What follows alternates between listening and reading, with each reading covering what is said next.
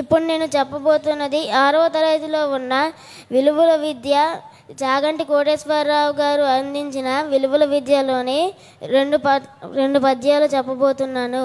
ఉపకారికి నుపకారము విపరీతము కాదు చేయ వివరింపంగా, నపకారికి నుపకారము నపమెన్నక చేయవాడు నేర్పరి సుమతి.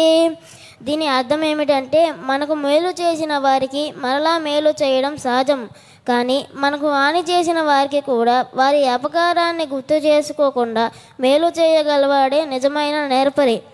2వ పద్యం. కనకపు సింహాసనమున సునకము కూర్చుండబెట్టి శుభలగ్నమునన్ దొనరగు బట్టము గట్టిన వెనుకటి గుణమేళమానో వినరా సుమతి.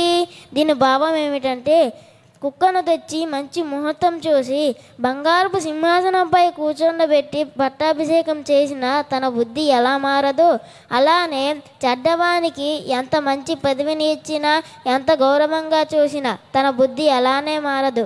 ఈ అవకాశం ఇచ్చిన పెద్దలందరికీ నా ధన్యవాదములు.